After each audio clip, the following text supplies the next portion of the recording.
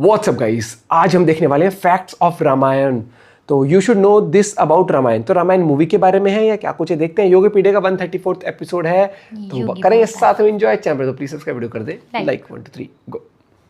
होंगे पूरे सारे अरमान अगर मर्यादा पुरुषोत्तम को दिल से करोगे प्रणाम। योगीपीडिया में आज होगी सिर्फ रामायण की बातें, तो सब दिल से बोलो जय श्री राम। भाई, जैसे कि मैंने वादा किया था कि रामायण से रिलेटेड मैं आपको हर वो अपडेट दूंगा जो शायद आप ढूंढ रहे हो, लेकिन सब कुछ स्कैटर्ड वे में ही मिल रही हो। बट योगीपीडिया 134 ये नंबर याद कर लो, क्योंकि Namit Malhotra produced and Nitesh Tiwari directed Ramayana movie की अब तक की सारी अपडेट, सारी की सारी अपडेट, चाहे वो ट्रिविया हो about this movie, casting, budget, behind the scenes वाली कोई न्यूज, या नमित मल्होत्रा कौन है, सारी अपडेट लाया हूं सिर्फ आपके लिए। तो रामायण ग्रंथ अपने आप में ही एक महान कथा है, एपिक है, जिसको सबसे पहले लोगों ने रामानंद सागर वाले रामायण टीवी सीरियल से जाना। थैंक्स टू पैंडेमिक 2020 के और भी ज्यादा लोगों ने जाना। अब उसके बाद आया एक फेल्ड अटेम्प्ट, लेकिन जब फिर से एक बार ये बातें स्टार्ट हुई कि नमित मल्होत्रा रामायण के ऊपर एक मूवी लेकर आ रहे हैं, तो सबसे पहले तो लोग डर गए, क्योंकि उनको एक घाव ऑलरेडी मिल चुका था। लेकिन जिस आदमी ने इसका विजन रखा था वो है नमित मल्होत्रा। बट ये नमित मल्होत्रा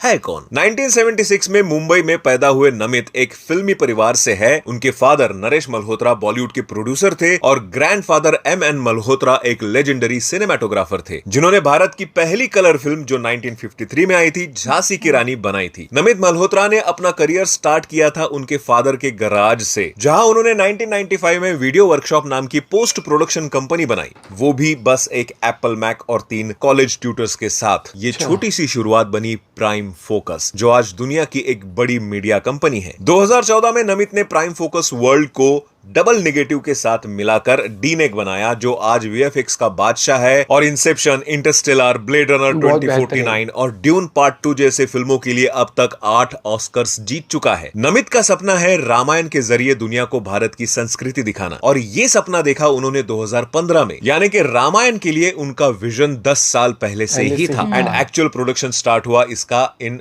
2023, जो 2025 में जाके सिर्फ एक इंट्रोडक्शन ग्लिम्स के जरिए हमारे सामने आया। यार, ऐसे ही नहीं इसको नमित मल्होत्राज रामायण टाइटल दिया गया है। इस आदमी ने वो सोचा जो आज के डेट में विजुअल्स के मामले में अवतार या लॉर्ड ऑफ द रिंग्स जैसी ग्लोबल एपिक को टक्कर दे सकता है। वैसे तो मूवी 2 पार्ट्स में बनाई जा रही है। पहला पार्ट दिवाली 2026 में रिलीज होगा, जिसमें राम के वनवास और सीता हरण की कथा दिखाई जाएगी। एंड सेकंड पार्ट दिवाली 2027 में आएगा, जिसमें राम और रावण के बीच के महायुद्ध को दिखाएंगे। रिपोर्ट्स के माने तो पहले पार्ट की शूटिंग ऑलरेडी जुलाई 2025 के स्टार्टिंग में खत्म हुई। उसके शेड्यूल रैप का एक वीडियो भी काफी वायरल हुआ, जिसमें आप इस मूवी के main actor Ranbir Kapoor and Ravi Dubey, जो लॉर्ड लक्ष्मण का रोल प्ले कर रहे हैं, उनको देख सकते हो। और कहा जा रहा है कि दूसरे पार्ट की शूटिंग अगस्त 2025 से शुरू भी हो जाएगी। बात अगर करें इसके बजट की, तो कुछ रिपोर्ट्स की माने तो 835 करोड़ में इसका फर्स्ट पार्ट बना है, जो इसे इंडिया की अब तक की सबसे महंगी फिल्म बनाता है। लेकिन कुछ रिपोर्ट्स ये क्लेम कर रही है कि इसका एक्चुअल बजट है 1600 करोड़,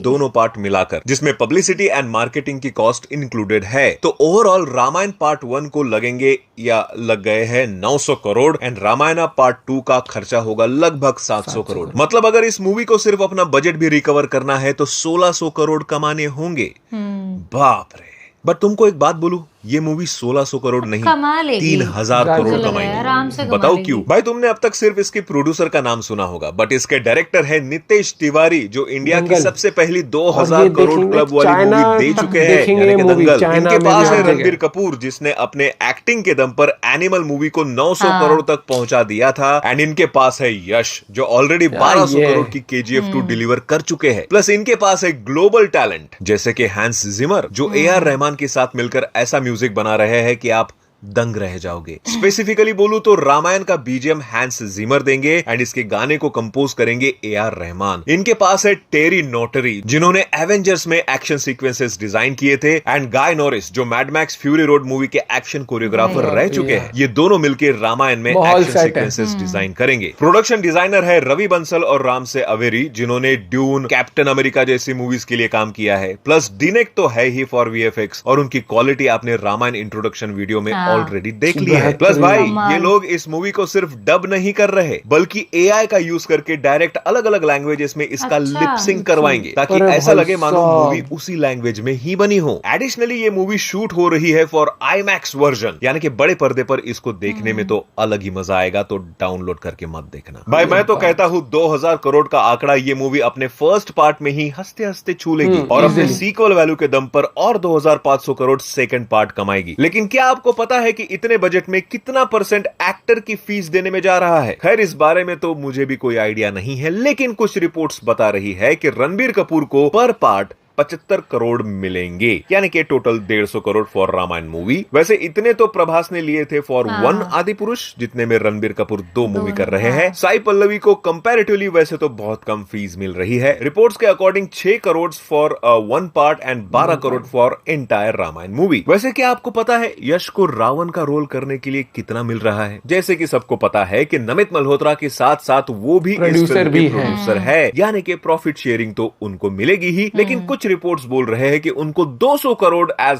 फीस मिलने वाली है, बट इसका भी कोई कंफर्मेशन नहीं है मेरे पास। खैर बात अब कास्टिंग की हो ही रही है तो बता दूं, मेन कास्ट तो इसके इंट्रोडक्शन वीडियो में मेकर्स ने ऑलरेडी रिवील कर ही दी थी, जिसमें है रणबीर कपूर एज लॉर्ड राम। वैसे स्पेकुलेशंस है कि रणबीर कपूर एज लॉर्ड परशुराम भी हमें इसमें दिखेंगे, एंड साई पल्लवी एज मां Sita, Yash as Ravan, Sunny Deol as lord Hanuman, Ravi Dubey as Lakshman. उसके अलावा कास्ट में होंगे Lara Dutta as Kaikeyi, Rakulpreet Singh as Shurpanakha, Kajal Aggarwal as Mandodari, Amitabh Bachchan as Jatayu शायद वॉइस ओवर में, कुणाल कपूर एज लॉर्ड इंद्र, विवेक ओबेरॉय विद्युत जीवा, अरुण गोविल राजा दशरथ, आदिनाथ कोठारे एज भरत। वैसे कुछ रूमर्ड कास्टिंग है जिसकी ऑफिशियल कोई कंफर्मेशन नहीं है, बट उनके नाम की चर्चाएं बहुत हो रही है। वो है Anil Kapoor as king Janak, Mohit Raina as lord Shiva, Vikrant Massey as Meghnad, Ramya Krishnan as Kaushalya, Shibha Chadha as Sumitra, Shobhana as Kaikesi यानी mother of Ravan, and Bobby Deol as Kumbhkaran. वैसे इस कास्टिंग में मुझे तो पर्सनली कोई भी कमियां नजर नहीं आ रही है। हाँ, बहुत से लोग श्री राम जी के रोल के लिए किसी और को चाहते थे, रीजन बहुत से है उनके, पर ये तो चलते ही रहेगा। मूवी बनने के बाद भी ये ट्रोलिंग खत्म नहीं होगी, but I am happy with this overall casting. लेकिन क्या आपको पता है, even after all this well made casting, बहुत से actor was not the first choices for their respective roles. बहुत से रिपोर्ट्स क्लेम कर रहे हैं कि साउथ के superstar Mahesh Babu was the first choice to play Shriram character. बहुत से लोग तो रामचरण को परफेक्ट चॉइस मान रहे थे for Shriram role. Even for Ravan character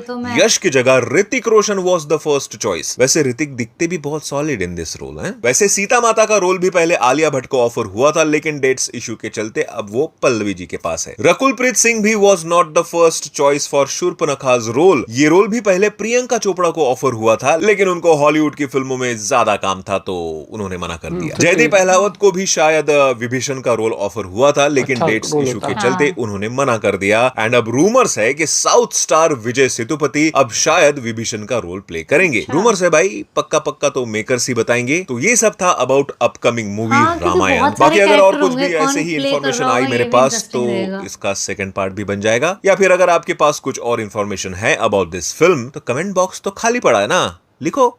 मिलते हैं अगले वीडियो में, बाय बाय। ये भी इंटरेस्टिंग रहेगा। कलेक्शन जितना भी हो, कितना भी हो, ये कलेक्शन मुझे लगता है मूवी हिस्ट्री क्रिएट करने के लिए तो आई है। पहली बात कलेक्शन, सॉरी मैं कह रहा हूँ बजट कितना भी हो, 1600 हो 1700 करोड़ हो, दोनों पार्ट का बजट तो ये पहले पार्ट ही निकाल देगा इजीली। आप लिखवा के ले लो। और ये आप ये देखो ना, डिटेलिंग देखो आप हर चीज में, आप डिटेलिंग देखते हो ना कि कास्टिंग में डिटेलिंग, तो ये वो मूवी आपने है, कोई म्यूजिक एज में ग्रुप वाला वो नहीं रहेगा इसमें।